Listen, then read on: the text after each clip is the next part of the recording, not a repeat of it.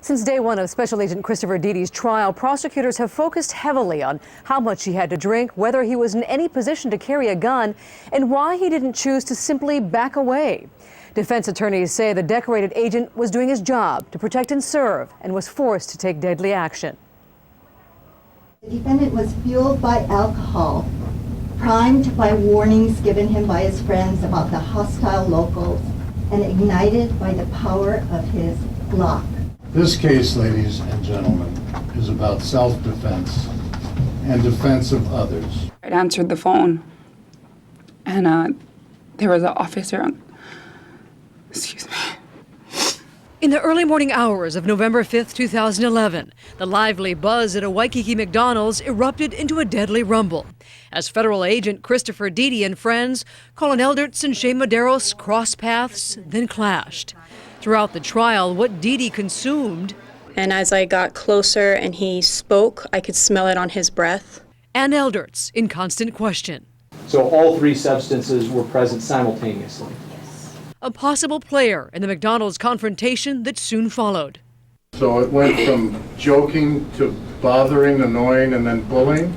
Correct, sir. Is that what you saw? Yes, sir. And I noticed the guy was still just staring.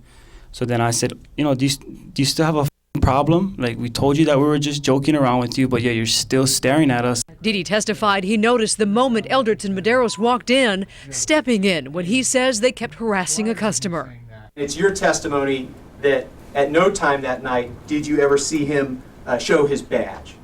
Never. I told him, I'm a cop. If you assault me, anybody else here, you will be arrested. And as I said that, I was reaching back, pulling out my creds, opened them up, and displayed them to him. And then that's when Colin looked up at him. He's like, why? Are you gonna shoot me? And then that's when he's like, oh, you feel like getting shot? You want to get shot? At this point, I just felt like I couldn't say anything else. They were arguing, and I figured they're going to fight, they're going to fight. And fight they did. Who threw the first blow, who started what, hotly debated from day one. I don't really remember much of any of it. I got hit in the head pretty hard. Both Colin and Shane are beating on Adam. Beating, kicking, he's on the ground. First, Deedy's friend Adam Gutowski in the fray, then Deedy. That exchange with Elderts ending in shots fired.